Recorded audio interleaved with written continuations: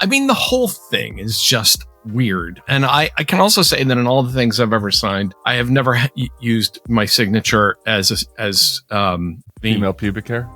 I was trying to be more delicate and say, the Mons Veneris or something, but yes.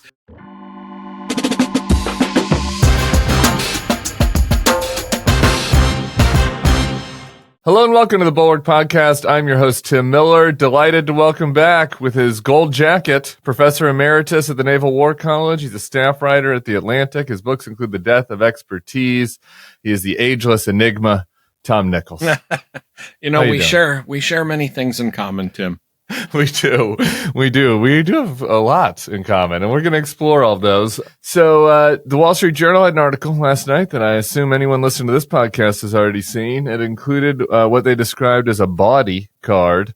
It felt like they really dialed in on that word body. I felt like there was like a little group chat at the Wall Street Journal. Like, what word can we use here in the newspaper? They settled on body. The letter was for a 50th birthday card to Jeff Epstein. It was in 2003, so 3 years before he was indicted for sex crimes. And it included letters. Ghislaine Maxwell naturally organized this. It included letters from such eminence like Alan Dershowitz and the Victoria's Secret man, and also Donald Trump. And Donald Trump apparently drew a picture of a woman, naked woman with breasts, and his signature was the pubic hair. And this is where we need to say allegedly, as reported by the Wall Street Journal. Allegedly, as reported by the Wall Street Journal, and according to the Wall Street Journal, as provided to the Department of Justice in 2006 as part of their investigation into Jeffrey Epstein. And he wrote, I guess you'd call it a script or a little mini screenplay. It was on a typewriter, was inside the naked woman drawing. And as we've mentioned, it says, we have certain things in common, Jeffrey. Donald, enigmas never age. Have you noticed that? It ends with Donald Trump wishing his pal a happy birthday and saying, may every day be another wonderful secret. Yes. Secret. A wonderful secret. What did you make of all that, Tom Nichols?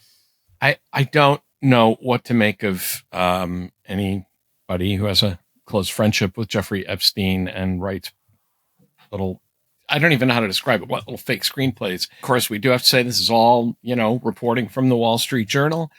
It seems to have panicked Trump. Panicked, I think, is very fair to say. I mean, I don't have a good synonym for panic like body is for trashy, but I mean, it's just sweaty panic, and you've been seeing it for the past few days. So to me, that says, he wrote it or signed it or something. He certainly drew it. One thing I didn't actually know, I thought I knew everything about this fucking guy. Way too much of my brain is composed with random facts about one of the stupidest Americans who we've elected president twice. But one of the facts I did not know or had lost was that he did like to do little Sharpie sketches, apparently. Mm-hmm. There's a whole catalog of them, and he would sell them for charity. And so when he said, I've never drawn anything in my life, well, except for the Empire State Building that sold. I've never wrote a picture in my life. I never wrote a picture about. Yeah, that was the one. I mean, what? Yeah, there's several. But, someone else sent me a couple of his other ones this morning. A money tree, naturally, tree with dollars on it. Some other skylines. He did like the skyline. I haven't seen any other naked pictures. I don't know what the note means, but it's written in such a way that I mean, it's almost written like to trigger conspiracy theorists, back before this whole thing was this thing, this, waving my arms around thing. So, I mean, if,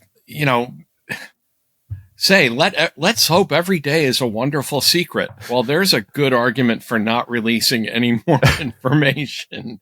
I mean, it's almost like, there's nothing incriminating in it, right? I mean, he doesn't say, hey, remember when we went criming, in our stolen Cadillac. But it's say, and may every day be a wonderful secret, like that 17-year-old we flew to your island in the U.S., in the U.S. Well, the problem is it's written in such a way that your brain is going to start filling in all those blanks. Yeah.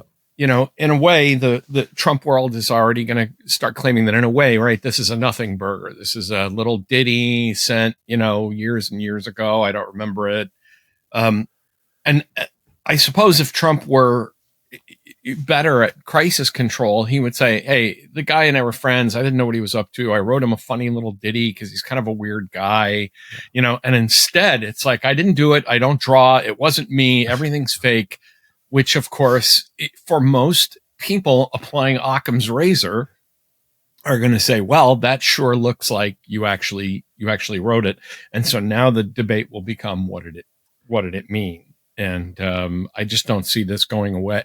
It's in itself, you could argue I suppose some of Trump's allies could say this is kind of a Nothingburger, but not in this context, not with Trump's reaction to it, not with everything going on around it. So this is going to keep this alive, and it's going to drive people crazy because now he's at war with everybody now. He's at war with the Wall Street Journal. He says he's going to sue them, but I don't know, Tim, what's the over under on that? I want to get to the lawsuit, but just a little bit more on the letter. If we could just, sit on this for a second. I assume little ditty was not a pun. Was that pun intended? No. Okay. Little ditty. Okay. Tim. Well, we got Diddy out there also doing sex crimes. Oh, no. Oh, that didn't even, come on. I'm a 64-year-old, New Englander. That P. Diddy was not the first thing that occurred to me. God. Okay. I don't know, you said it twice. And I was today. Like, it's a little ditty. Again, just looking at the letter one more time. We have certain things. Like you're correct that there's nothing in the letter that's like, hey, remember when, we took Janie. Remember that family we kidnapped in Saskatchewan? Yeah. That's not like, oh, Heather, that we had locked up in your sex dungeon. Like, it doesn't say that. But we have certain things in common, Jeffrey. Is like, what else could that be? Maybe they have other things in common. I assume they both have a few restaurants they like. But I don't. Trump says then a year later. Like, it's important to do the full context here. Like I mentioned, like I said. It's only 3 years till Epstein gets indicted. Doesn't mean that Trump knew about that, but it's like we're in the heat of Epstein's child sex trafficking. This isn't 25 or 30 or 50 years ago. Right. This isn't like, something they wrote in high school. Yeah, right. So it's this 3 is years 3 years before he goes to. And then the next year is when Trump gives that New York Magazine quote that everybody had been talking about before this, where he is like, Jeffrey likes him young, and they're friends. So. And we know that Trump also likes him young. We know that he dated Gabriella Sabatini when she was age 19, in between one of his marriages. So I think that there's pretty good context clues to say that the certain things they have in common is an appetite for younger women. But what is the inference that a reasonable person would draw from all this is going to be Trump's problem? Yeah, that there is no smoking gun, but people. This isn't a court of law. People are going to draw conclusions. I mean, you could argue that it's just bad luck that you find out later that your pal is, a convicted sex trafficker, and that 3 years earlier, you probably shouldn't have said, we have a lot of things in common. Let's have every day be a wonderful secret. Secret is the other thing that it's like Jeffrey Epstein does have a lot of secrets at this time, all related to the child sex trafficking. And so, I guess maybe he has some other secrets. Jeffrey was also, trafficking young adult women and having affairs and all that kind of stuff. But again, if you have somebody who's known for a specific secret and your wish to them is that every day is a wonderful secret, again, it's just such an it's an odd thing to say. I'll pull age rank here and say, I have turned 40. I have turned 50. Yep. I have turned 60. No one has ever said to me, let every day be a wonderful secret. I've had people say, let every day be a new adventure. You're only as old as you feel. It's a new phase in your life. All the things that you say as the approaching fear of death starts to tap you on the shoulder when you get to middle age.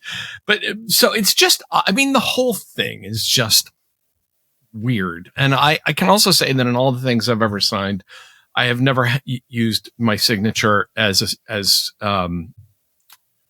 female pubic hair. I was trying to be more delicate and say, the Mons Veneris or something, but yes, I have never done that. And I think it's just, I will say the female pubic hair drawing is the best fact that Trump has here. Because, at least he was drawing a picture of a woman who is old enough to have pubic hair. Oh, Tim.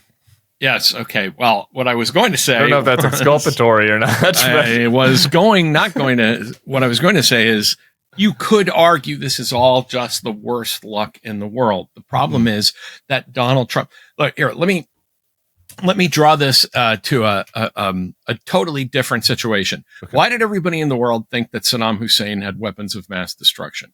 Because Saddam Hussein was acting like he had weapons of mass destruction. He was like Bugs Bunny, right? You can come in anywhere, but you can't look here in the closet. The problem is that Trump is acting like a man who's afraid and guilty and scared. And that's driving this story, because if you're so panicked that you're literally turning on your most faithful followers, calling them weaklings and, stupid and idiots and all. Again, what is the inference a reasonable person draws here is that Trump has something to hide, that he's scared, that he's panicked. But you can also add to that inference not only that he's acting panicked, but that he has a track record of, dozens of women have accused him of sexual harassment or assault. There's also that problem, isn't there? He bragged about grabbing women by the pussy against their will on audio tape and said that they'd let him do it. Right. So and he has been found liable for sexual assault and then defaming the woman who accused him. So, there's a lot of bad context clues. There is a lot of context here. Exactly. Also, has no one sat him down and explained the Streisand effect? I don't think so. I think Trump is like a human counter to the Streisand effect. He feels like if you can just go even bigger, more Streisand helps, I think, is his strategy. See, that's why I had that Bugs Bunny cartoon. People out there, if they know, they know. If my friend Rocky was in this stove, would I turn on the gas? You might, Rabbit. You might, It's just like, oh my God, this is like a Chuck Jones cartoon of, he's not in here. Don't look in here. Well, anyways, we say, it does sort of a normal person looks at this and says, I wasn't really interested in this, but now I kind of am. Exactly. That happened to Sarah Longwell this week. You said earlier that her, I'm sorry to interrupt. Was that a focus group? No. It was just that Sarah Longwell, she said, we were on the other podcast, she was like, I didn't care about this Epstein thing. And obviously she cared about the victims. And it was just like, it wasn't a story that she was following that closely. And she couldn't follow all the various threads of the conspiracies. And it's like, who knows what. And then all of a sudden, as Trump's behavior this week has made her say, well, actually, seems like there might be some there, right? Like, if anybody's acting this, like, this crazy about it, like, there is a reason. That's why I asked, because I never thought much. I understood Epstein is what he is, but there's a difference between somebody like, you could argue, like somebody who's got Trump's record of boorish, toxic and all that stuff, and somebody like Epstein, who's wrote like a whole other, pedophiles and sex traffickers and a whole like 14-year-old girls, class by themselves, right? And so I was like, there's no client list, there's no flight logs, there's none of that. I didn't think much of that stuff when the Republicans were trying to gin it up years ago. I didn't think, but watching Trump over the past week, it's like, well, now you have my attention. I admit it, I'm curious too. Hey, y'all, I'm always looking for some new, just basics, some essentials for you to look at when I'm sitting here on my YouTube talking to you, or for my child or husband. And I keep coming back to one of our sponsors, Quint's. Their lightweight layers and high-quality staples have become my everyday essentials. Quint's has the kind of stuff you'll actually wear on repeat, like breathable polos, crisp cotton shirts, and comfortable lightweight pants that somehow work for both weekend hangs and dressed-up dinners. The best part, everything with Quint is half the cost of similar brands. By working directly with top artisans and cutting out the middlemen, Quint gives you luxury pieces without the markup. Just did another Quint order myself. Got a couple things for Toulouse. Got some little swimwear. We're going to do a short little family trip to California here in a couple of weeks. So, we need some pool gear for her. And I got a couple a couple new of these shirts. Cam Caskey was making fun of me for being in so many denim shirts recently, so I'm trying to mix up my wardrobe, and Quint is helping me out. So join me. Stick to the staples at last with elevated essentials from Quince. Go to quince.com/thebulwark for free shipping on your order and 365-day returns. That's QUINCE.com/thebulwark to get free shipping and 365-day returns. Quince.com/thebulwark. Yeah, I mean, I've been following the story for a while and have had a lot of curiosities about it. My interest in the missing minutes from the prison cell, I think, has definitely increased in the last week. Just like I'm starting to get increasingly interested in the conspiracies. You mentioned earlier that the letter kind of almost begs people to have more conspiracies, and I do want to say to some listeners, I've received a series of messages about how the word enigmas is an anagram for gamines. And gamines is also a word for young women. And I do just want to say to those listeners, okay, wow. I mean, it's good to have a hobby. All right. But maybe diversify the hobby. I hear pickleball is good. I don't think Donald Trump knows the word gamines. His vocabulary is pretty limited, or anagram. So I think there's a lot of incriminating stuff here. Maybe I'm wrong. Maybe him and Epstein had a secret anagram hobby. Maybe that's what they had in common. I don't know. I want to go to his response, because you've mentioned panic a couple times, and I think that it's the apt word. I just want to read a couple of the things he sent. He's speaking in third person on his social media here. President Trump has already beaten George Stephanopoulos, ABC, 60 Minutes, CBS, and others. Look forward to suing and holding accountable the once great Wall Street Journal. It has truly turned out to be a disgusting and filthy rag, and writing defamatory lies like this shows their desperation to remain relevant. If there were any truth at all to the Epstein hoax as it pertains to President Trump, again in the third person, this information would have been revealed by Comey, Brennan, Crooked Hillary, and other radical left lunatics a year ago. He then did another tweet about how he looks forward to getting Rupert Murdoch in court. He did another bleat about how now he's changed his mind. He's asked Attorney General Pam Bondi to produce any and all pertinent grand jury testimony subject to court approval. This scam should end right now. This is a guy that's flailing. He's like, I'm going to sue people. We are going to release stuff. We don't know what we're going to release. It's going to be some stuff in the future. And like, you guys are idiots. It's James Comey's fault. It's not, it's not a coherent. But again, what is the inference a reasonable person draws here? That if you're that scared and you're going to sue and you're going to, now you could, again, let me bend over backwards to be fair to Donald Trump, which doesn't feel it's not natural. Usual on the Bulwark podcast, but I'm always hoping to try something new. But this is also steel manning the case, right? Which is that Donald Trump threatens to sue everybody for everything. So all you're seeing here is sort of standard Trump playbook, right? That Trump always says, I'm going to sue, and then he does it. Because that's why I said to you, what do you figure the over under is? Donald Trump may not understand the concept of discovery, but his lawyers do.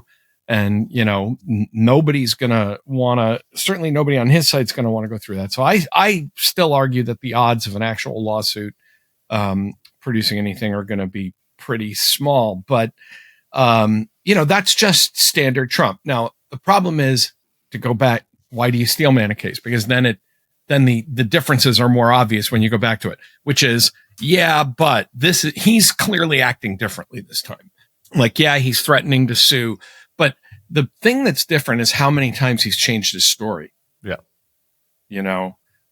It's all fake. It was created by the Democrats. Well, it's a list that Pam Bondi has and she can release it. I don't have any control over what the DOJ has. I've never seen it. I don't know.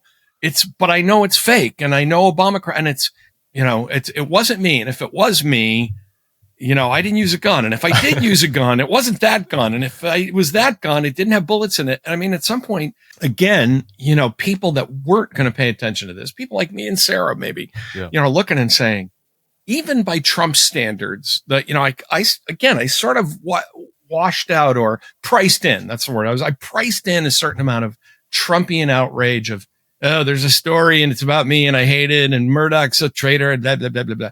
Okay, now I'm thinking, no, this is a bigger bombshell than it looked. When the story first dropped, I don't know about you, Tim, but when I first saw it, I said, birthday, a body.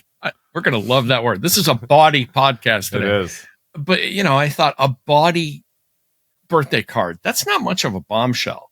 Yeah. It's watching Trump's reaction to it. Now I'm saying, that seems like a bombshell. Yeah.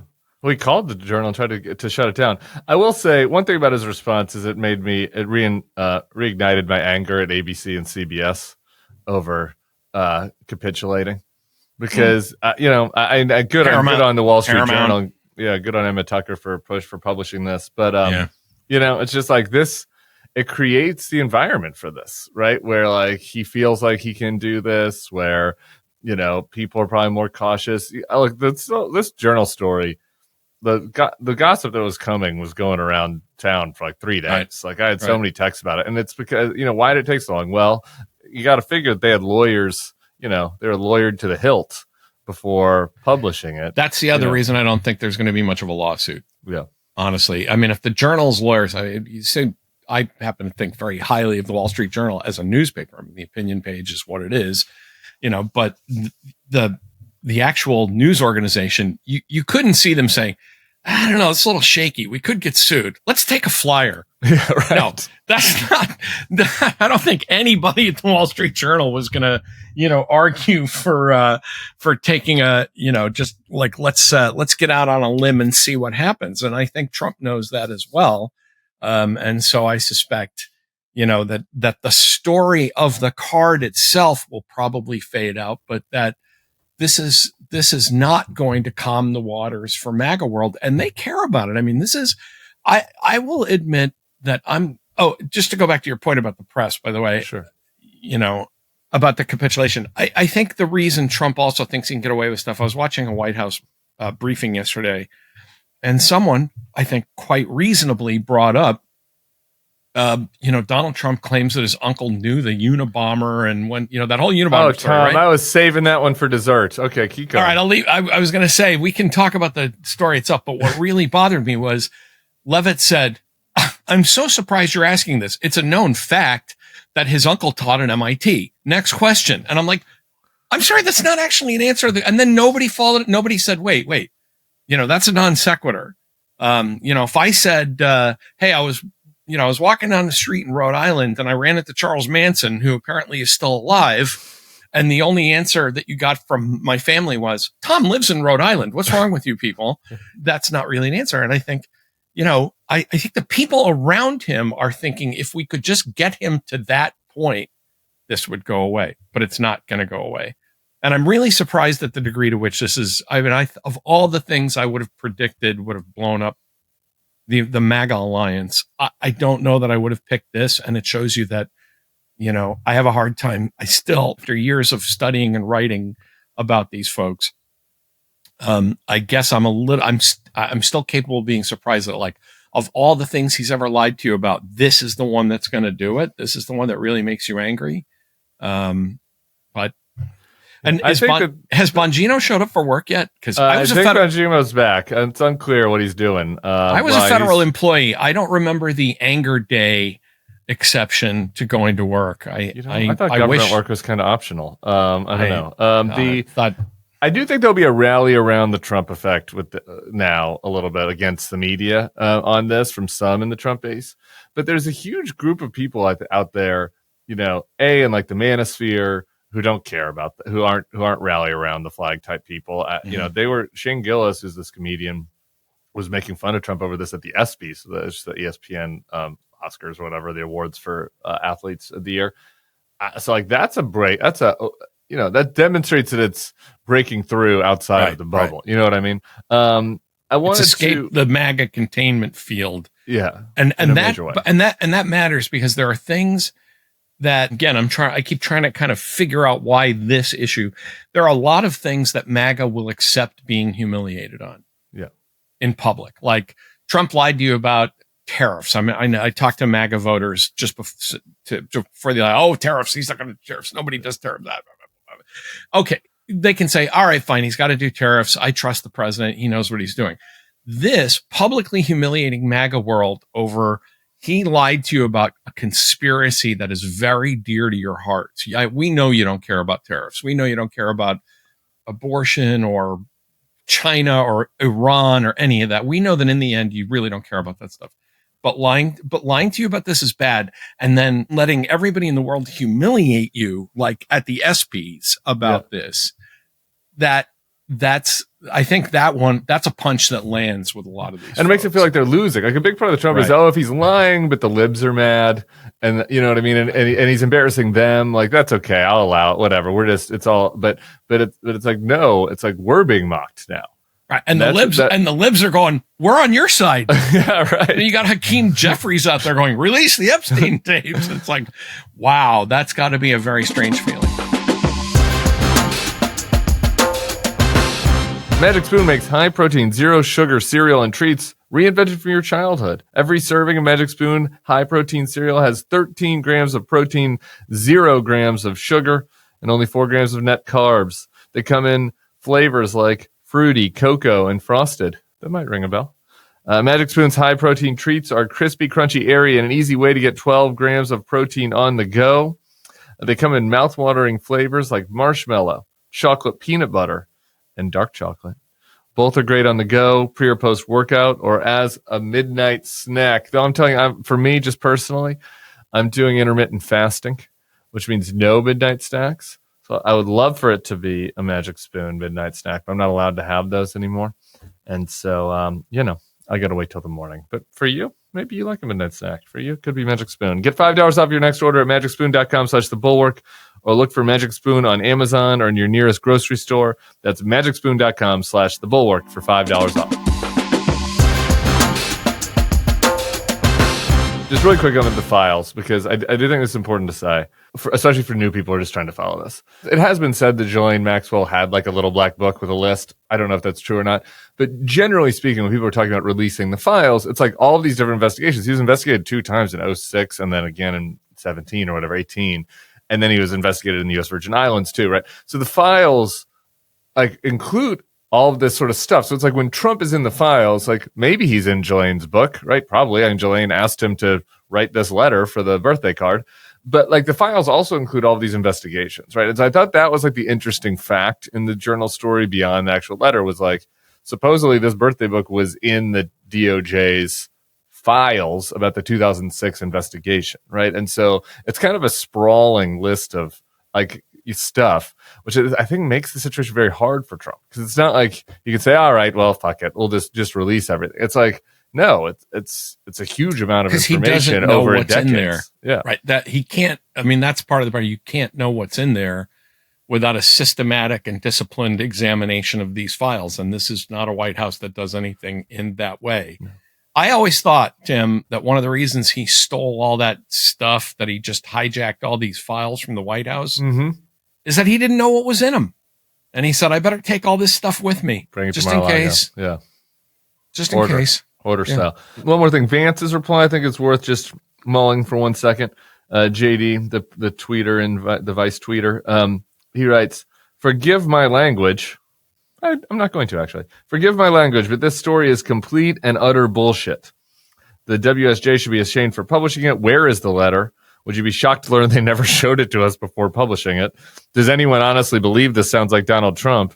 Doesn't it violate some rule of journalistic ethics to publish a letter like this without showing it to the victim of this hit piece? He loves rhetorical questions.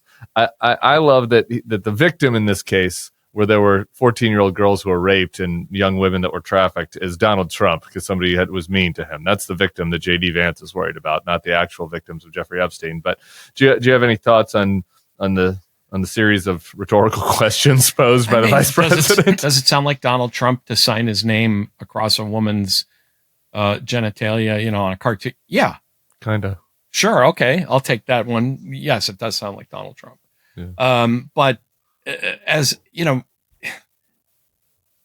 if it's not that, I mean, Vance is walking into the same trap that they're all walking to. If this was all a big Nothingburger, then, why did you guys all pump it up and demand the release of these files and all of this stuff and claim that there were all these bombshells in it before you were elected? And now, Vance, the Times had an interesting little kind of Venn diagram. Vance is way over in the nothing to see here, approach, but there's these overlapping, like nothing to see here, but Trump should release, and big story. And I mean, Vance is kind of an outlier here because he has to be.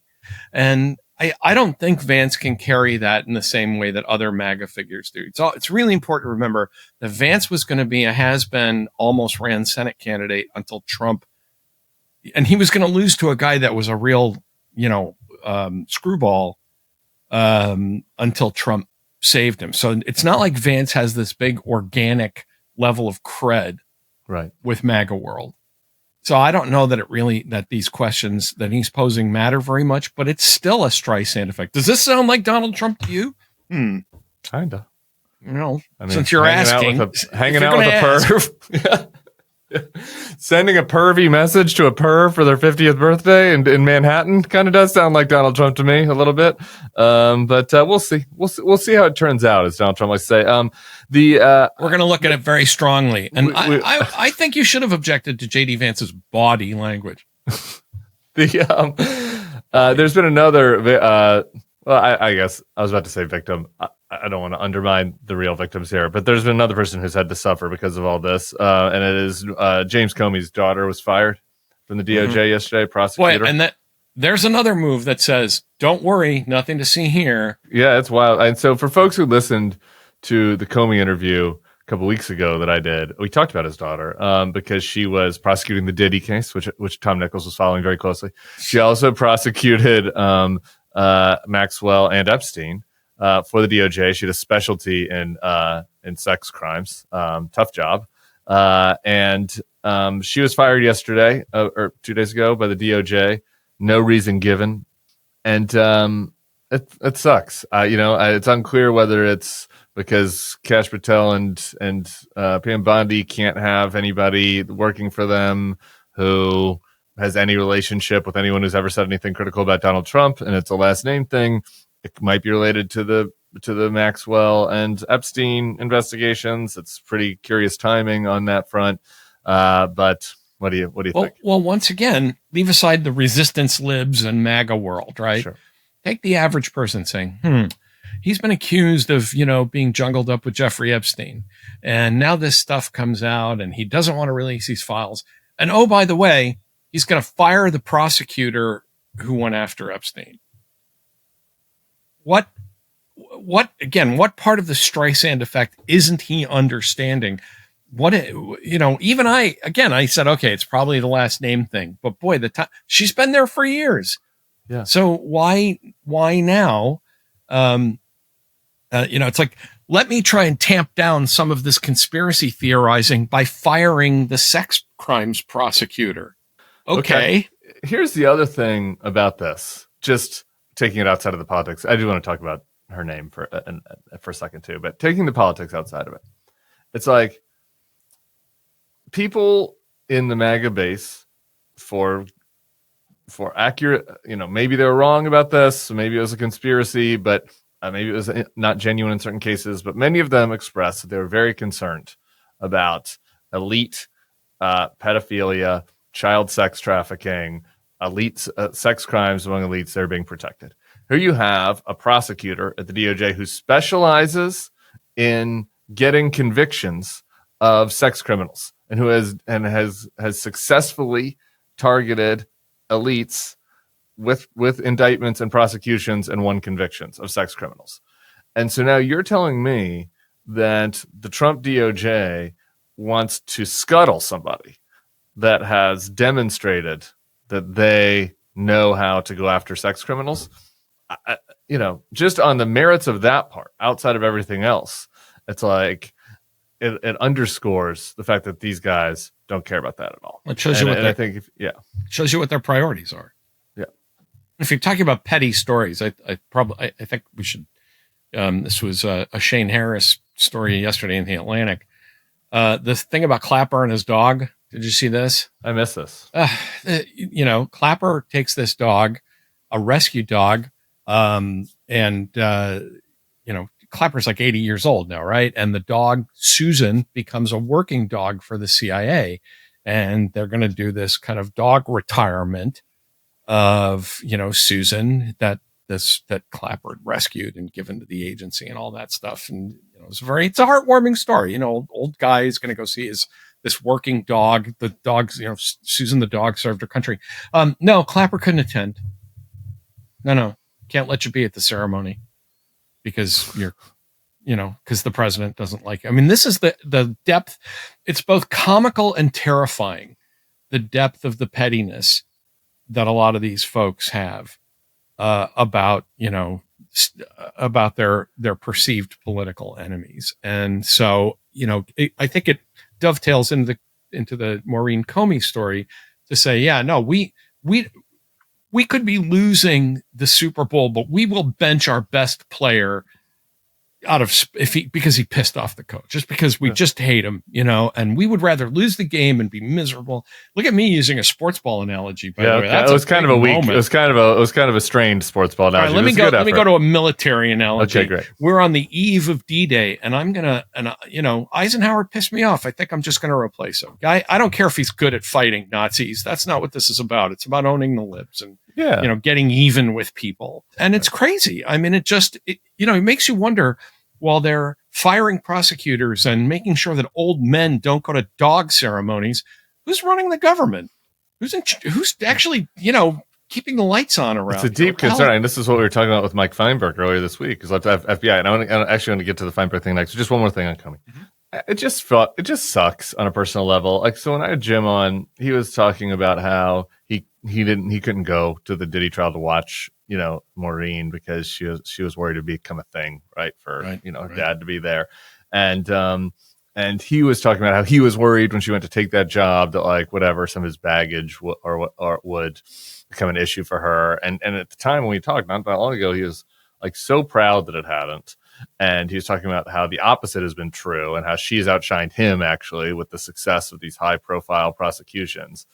And it just sucks. It's like these guys are gonna do that, just like you're saying. It's just they're so petty and weak and cowardly that they're going to target somebody doing good work in service of the country, going after bad guys just because of their jealousies. It's so resentment sick. All the way down. It's even since the first time he ran. It really is the how come I couldn't get into your club and so therefore I'll burn down the building. Yeah, because it's not. And this is something I think is worth pointing out, especially in light of the Maurene Comey story. It's not we want to be in our own great club. We want to replace your club with our club, right? Because you know what I mean? Because your club is corrupt and bad, or you need to tear the building down because it's full of rats. No, that's not the problem with them. The problem is they want to be they want to be in the club they claim to hate. These are people who are aspiring elites. Who are angry about being denied what they think. The same people that talk about the New York Times and the Washington Post and the Wall Street Journal and the Atlantic or whatever, these national publications. We hate them. Why? Because we don't work at the New York Times, right? And we want to. Invited. And we weren't invited. And I think it really is. It sounds like a very simplistic explanation, but it explains the pettiness and the resentment. It's not people trying to build. I mean, there are serious guys that are, and I always bring up Russ Vought when we talk about this, right? You don't ever hear from him. He's busy burrowing in and doing the things that he wants to do. The rest of them really are spending their time saying, how come I never got an invitation to this club? How come I didn't end up at the Wall Street Journal, or the New York Times, or wherever? And that is people shouldn't underestimate the degree to which that is a very powerful political force that creates some very warped decisions about government, because it means you can't put your personal feelings aside. Yeah. You are so consumed with envy and resentment. By the way, I'm just going to go off subject and say one of the things I loved about the new Superman movie was how they made sure to let you know that Lex Luthor was driven by more than anything else by envy, which I thought was a great little sort of touchstone to our times. Yeah. So there. No, that's interesting. My mother always said that she's got a lot of sins, that she was happy she never had the green monster. I agree with that. I got that from her. I don't have envy. I've got plenty of flaws, but not that one. Professional resentment and envy can I mean, I have watched it consume people. I mean, I will not lie. There have been points in my life, I've had a 40-year career where I've been like, wow, hey, how did that guy get that job? Sure, in academia, like how did that guy snag the Stanford job or the whatever it was, but then that feeling is supposed to pass. Right. You're a normal human being. You're not supposed to live your life based on that feeling. Right. It's everybody feels it at some point.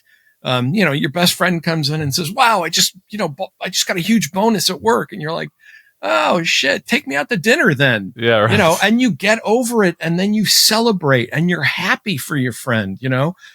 These people they live their lives, sort of with that anger needle just stuck into their necks every day. And when people are trying to figure out, why are they doing these illogical things? Why are they doing these counterproductive things? Why are they doing these irrational things? Go to a simpler explanation than big conspiracies. Go to that they feel like they were denied their rightful place.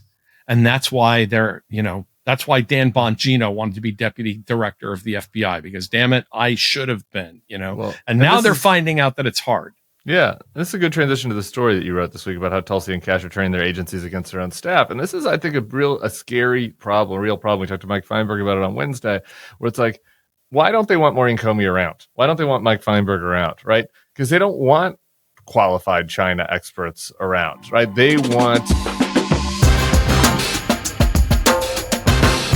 Right now, the headlines are chock full of data breaches and regulatory rollbacks, making all of us vulnerable. But you can do something about it. Delete Me is here to make it easy, quick, and safe to remove your personal data online. You want a easier way to deal with data breaches? Get Delete Me. Delete Me does all the hard work of wiping you and your family's personal information from data broker websites. They know your privacy is worth protecting. You can sign up and provide Delete Me with exactly what information you want deleted, and the experts take it from there. It's not just a one-time service. Delete Me is always working for you, constantly monitoring and removing personal information you don't want on the internet. I don't, maybe it's a coincidence. Maybe it's the data breaches are up. Maybe it's the fact that I'm blabbing on the internet all the time now. But I do feel like, the people are coming for me. Spam bots, the random, weird texts and phone calls. I think I told you that I had this email attack the other day.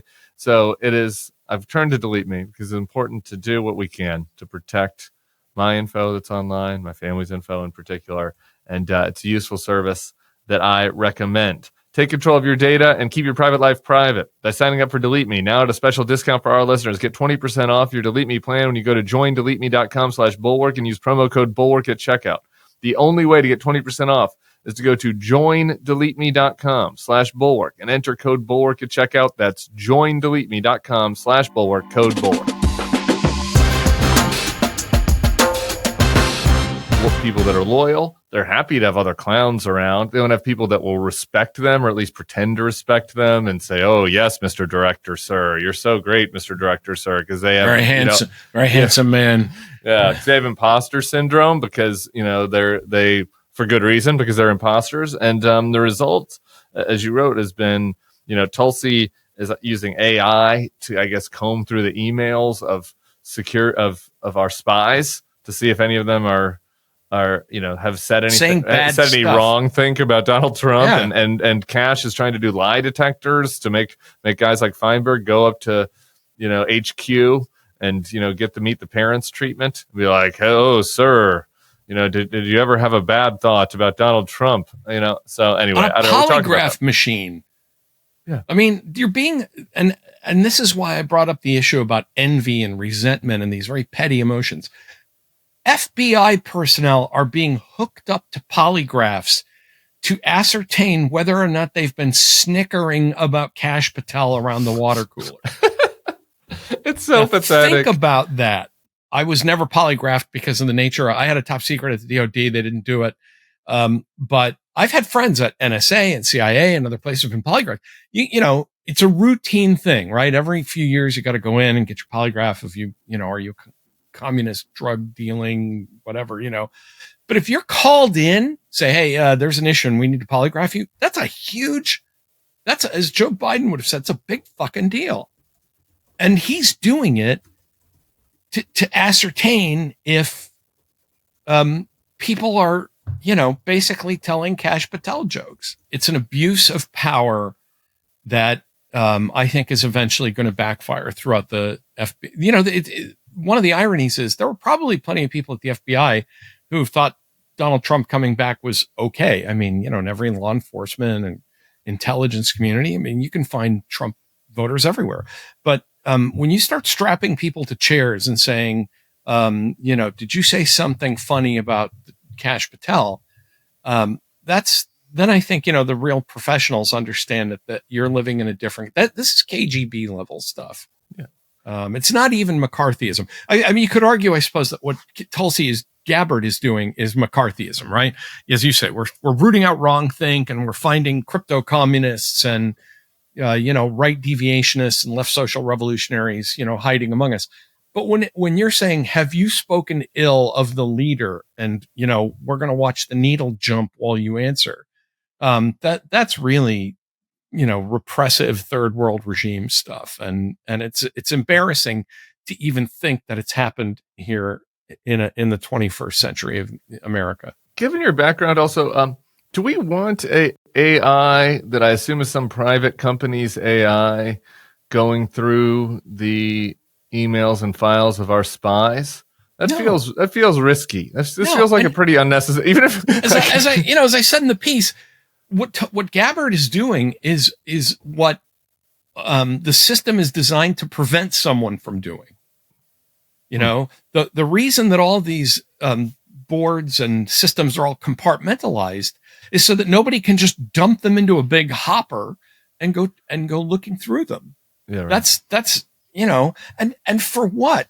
As you say, to find wrongthink about MAGA policies, as if you're going to root out somebody saying, hey, I'm not sure bombing Iran was a good idea. Oh, well, wait a minute. Let's find the wokes. We got to root out the wokes. Yeah. And I think that, again, I think that's going to backfire. I mean, it's, I don't think that they're going to create the kind of compliant intelligence and law because they're not going in there and saying, as some leaders did after Watergate in the 70s and all the craziness of that, say, okay, we've got to get back to being a professional service. We've got to be they're not doing that. This is a clown show with very delicate egos and people that are, let us just remind, everyone, people who have no business being in these jobs, people who are there purely because of the cowardice of the Republican Senate. Tulsi Gabbard has no business being director of national intelligence. And had she tried to learn the job or, become at all competent at it, there might have been a grace period. But when you bring in somebody who's like, I have no idea what I'm doing, this is purely to, own the libs and troll everybody into, just kind of, because we all thought it would be a gas to make Tulsi Gabbard the DNI. And then she starts trying to hunt down people in her own organization. Then I think you don't get that grace period. And it means that the United States is being poorly served by its intelligence and law enforcement communities because of the leadership at the top. Well, good thing that won't have any repercussions. Having bad intelligence and law enforcement, there's nothing good, no risks there. Look, it's not like we're about to send B-2s into a big country and start dropping bombs or anything. The August Atlantic issue is focused on nuclear, and this again relates to all of this. Just kind of concerns people might have about the clowns being in charge of our nuclear arsenal. You wrote a couple things about it in your area of expertise. I'm just wondering, like, the things that jump to mind for me as I think about like nuclear now, and what might be changing or different from 10 years ago, is AI threats. 1, 2, a belief among countries such as, I don't know, Japan, Europe, Canada, South Korea, that they might need to become nuclear now because the U.S. is not reliable and they don't feel comfortable in the U.S.'s umbrella. I don't know. Those things jump to my mind. What for you is kind of acute in the nuclear space? My colleague Ross Anderson has written about AI and also about proliferation in East Asia. He has a great piece in this month's edition about proliferation. And I think one bright spot for now is that all of the nuclear powers of the world have kind of seemed to agree that keeping AI far away from nuclear stuff is a good idea. I mean, do we never learn how many Terminators do we have to beat, before we don't build Skynet? I worry about AI being just kind of creeping into other kind of warning systems, that they try to say, well, we can use AI to kind of learn to distinguish between a missile launch and clouds reflecting sunlight. Okay, fine. In the end, you still have to have a human being in that loop. And I really worry that people think AI is a solution to everything. I think people need to focus on is that the system that exists now here in the United States of nuclear command and control was built during the Cold War. It relies on one man, President of the United States. And the assumption always was that we would elect sane and reasonable people as presidents of the United States, much like the rest of our government. I mean, James Madison said it, right? I mean, the whole American experiment, the whole constitutional system is predicated on electing virtuous people. And if we don't do that, then we're just screwed. I mean, Madison didn't say we were screwed, but I believe he said we are in a wretched condition. And so that sounds pretty right. Okay, that resonates. Wretched condition. If there is no virtue among us, we are in a wretched condition. And I think when people talk about trying to change the architecture of these things, there's a bill in Congress to prevent the first use of nuclear weapons without congressional approval. I actually think that's a great idea. But the retaliatory power, if there are incoming missiles, it's still going to have to rest on one person. And I think it bothers me, and it bothered me when I was writing the piece, that Americans just don't seem to care anymore about an issue that was always a presidential election issue, which is whose finger's on the button, who's going to get the 3 a.m. phone call. And changing the system isn't going to matter very much if you keep electing people like Donald Trump. I mean, he just doesn't understand any of this. He has wavered back and forth between nuclear is bad. He calls it nuclear. I'm always worried about nuclear. Mm-hmm. But also has said things like, if we have them, why can't we use them? And, I think people just don't. I think too many people vote now based on vibes and fun and TV and image and, all of that stuff. And, it's all fun and games until there's a nuclear crisis. And then you can't swap these guys out and bring in you can't halt the taping of the reality show and then bring in the real guys. This is who you're stuck with. And so I think that's a really worrisome thing. This system was designed, the command and control system of the United States was designed to empower the president. There is a bias, and this is not my phrase, and I can't remember who says, a bias toward action in the system because it was created to defend us from an attack. So the system is actually there to enable the president to use nuclear weapons, not to stop him. By the way, there's a good movie on You mean this like the approval system? That's interesting. The whole thing. The whole thing is designed so that when the president says, I want to use nuclear weapons, it's boom, not stalled by a bunch of stuff. It happens. It just happens. There's nobody that can countermand it. There's got to be, there's supposedly somebody in the room who will verify that, yes, this is the president that you just spoke to. Sure. That guy can say, I'm not going to do it. And the president can say, okay, you're fired. Next guy. He can turn to that officer and say, bring me the nuclear football. And the guy said, no, Mr. President, I'm not going to do that. He's okay. You're fired. You're the new football guy. I mean, he has complete control over that branch of the government. There's a movie coming out that looks really interesting, by the way, by Catherine Bigelow. It comes out in October, which is The Hurt Locker. She did The Hurt Locker, right? First woman to win the Best Director Oscar.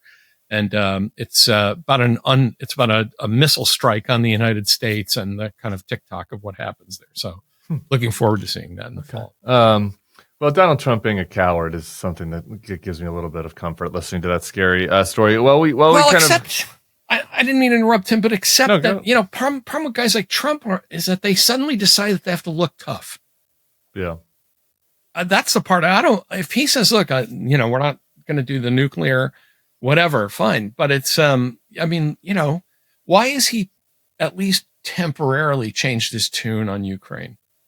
Now, I'll believe it when I see it, when all the weapons finally show up. But okay, right now the president's doing the right thing and saying, Putin's not going to listen. I'm going to have to release these weapons. Okay, fine. But not because he made a strategic assessment, because he's pissed off. Right. Because Putin made him look stupid. So I don't know, that's not, I'm glad he's doing it, but that's not really the reason you do stuff like that. It's not a sign of great judgment. It's not a sign of prudence or strategy or nothing. Yeah. What else? Yeah. Ukraine is what I was going to go to next. I mean, Hertling has a column in the Bulwark today about how Putin belongs before a court, not a peace table. We have this sanctions package that was going to go through. Now is on pause. Trump gave Putin another 50 days, but he's also giving Ukraine the weapons.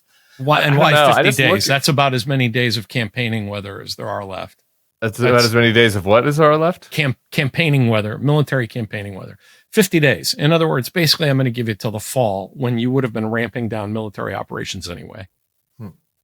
And so, so game it out for me. It's hard for me to read what's happening in this situation. Like, you think that Putin's just going to try to get as much land as possible in the next 50 days and then get him to the negotiating table? I think Putin hasn't given up at all on conquering all of Ukraine. And what he's going to do is basically murder and terrorize Ukrainians every day until I suppose the path, if I were sitting there in the Kremlin with him, to say, grab as much territory, hold as much of it as you can. But the real issue here is to make life in Ukraine so miserable, so ghastly, that somehow you can get rid of Zelensky and get him replaced. Maybe during a peace process, maybe going to the table as a kind of feint, and a respite for a moment, and then hope that you can somehow manipulate things in Kiev to get some kind of government of national salvation, right? To say, okay, President Zelensky's stepping down, or he's, dead or been removed or whatever. And we need to have a collective leadership that remarkably all believes that we should be in some kind of union with Russia. And I think that's, in the end, I don't think, and I don't, I've been wrong before, so I could be wrong about this. I think Putin understands that, driving tank columns through Kiev probably is not going to be the triumphal thing he was hoping for, but there is a political route to victory for him, which is collapsing the government through state terrorism, through war crimes. I shouldn't even call it terrorism, straight up war crimes. And then getting some kind of puppet government or pro-Russian government to say, we should have been in a union with you and let's work this out. Well, hopefully in this one case, Trump's resentments work out in our favor. I guess that's the best we can hope for in these situations. If he can maintain it. I mean, Putin's played him pretty well. And the fact that he got a 50-day, kitchen pass here tells you that, I was reluctant to join the "Yay, Trump's changed his mind" chorus, because this is exactly what I was worried about. The sanctions are held up. Putin's got 50 days, of a free pass to create all the mayhem he wants. Trump, I'm sure, is hoping that after 50 days, 50 days. Hey, the Trump standard is 2 weeks. Which in Trump world is forever. It's noteworthy. The 50 days was noteworthy. It's long. A lot can happen in 50 days. So I don't know. I'm glad the weapons are going, but particularly the defensive weapons. But we'll see. All right, just really quick on in your death of expertise hat, the Fed chair and Powell. There's a lot of chatter about this. The stupidest members of Congress and the Republican side are all agitating Trump to fire Powell, based around mostly concern about interest rates, which is legit. But they just passed a massive debt bomb to the House. So I don't think that they really realize how interest rates work. There's a fun stat, not fun, bad for everybody who is suffering with higher interest rates. But this morning that the mortgage rates bottomed at 6.1 in 2024, a week before the Fed began cutting. Today, they're at 6.8. So they've gone up since the Fed's cuts because there's a lot of other issues. Well, and in the inflation. economy. Inflation has gone up, and I am not usually an inflation bear. I suppose as a child of the 70s, when someone says, we're up at 2.7% Right. inflation. I'm like, oh no, I mean, I'm the kid who came of age when, inflation was 10% and was pretty much a 10-year. I mean, people forget this. That big run of inflation started under Nixon. It toppled Ford. It ate away at Carter. I mean, it was a big thing. So nonetheless, if inflation, if the target for the Fed is 2% and Trump's bizarre tariff theory is helped to push it back to 2.7, as you point out, do people not understand how interest rates work and how that interacts with the economy? If inflation is starting to pick up, you don't actually cut interest rates, because then you get, more inflation. So I don't know, whether he's actually going to fire Powell. I think there are still, it's interesting, the adults in the room problem, those people are gone with regard to everything, right? The Justice Department, J6ers, Ukraine, you name it. Every adult in the room has been vanquished, except on this, except on economic stuff, where there are still enough really wealthy guys who can pick up the phone to him and say, for example, don't fire Powell, or I need an exception on this big immigration thing because I have a lot of maids who work in my hotel. Or on this tariff, yeah. You know what I mean? Or on this tariff, right? You need to cut me a break on my thing. So is he going to do it? I don't know. I think he's, in a way, and your colleague, Jonathan, JVL has pointed out, it's almost like the markets now just price in the lunacy, and unless something really concrete happens, they don't pay attention to this. And so when he holds up a letter saying, I'm going to fire Powell, everybody goes, yeah, whatever. Yeah. You've written a lot of letters, sir. I'm interested to listen to friends of the pod, Derek Thompson and Justin Wolfers, did a pod this morning I haven't listened to yet, about why, what the theories are for the, kind of persisting, economic, positive news, at least relatively speaking, modest positive news in the face of all these threats. And I don't know, it could be the bad stuff's around the corner, but it might just be the JVL irrational markets theory. But they're also hoping, I think, that a lot of the worst stuff comes, that the White House is hoping a lot of the worst stuff comes after the midterms. Yeah. And then they're not there. All right. We'll close it here. We need a laugh. You mentioned it earlier. The president told a very strange story about the Unabomber. And we're gonna break our rule. We're gonna, just because it's so funny. It's funny on several levels. Funny, point and laugh funny, not him being funny. Let's take a listen to Donald Trump talking about his uncle. When I first heard about AI, it's not my thing. Although my uncle was at MIT, one of the great professors, 51 years, whatever. He was the longest serving professor in the history of MIT, 3 degrees in nuclear, chemical, and math. That's a smart man. Kaczynski was one of his students. Do you know who Kaczynski was? There's very little difference between a madman and a genius. But Kaczynski, I said, what kind of a student was he, Uncle John, Dr. John Trump? He said, what kind of a student? And then he said, seriously good.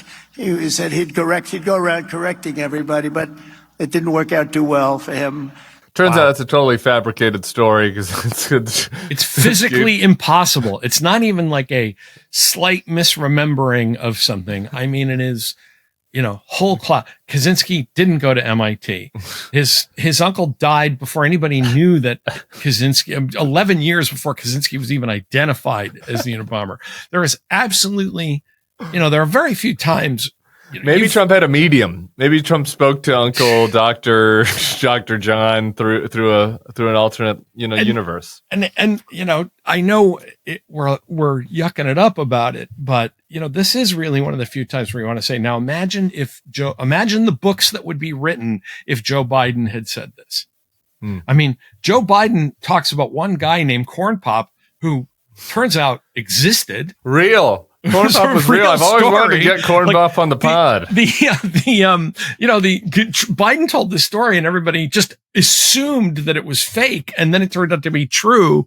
Here, Trump, it shows you how much we've lowered the bar where Donald Trump is. And I think that's really part of the tragedy here. And I know we were trying to end on a funny note, but, to say, hey, old man, Donald Trump's 79. Biden was 81. Yeah, old guys. Listen, I'm 64 and I cycle through names when I'm trying to talk to people, and my wife is used to these long pauses where I say, hey, we need to pick up some,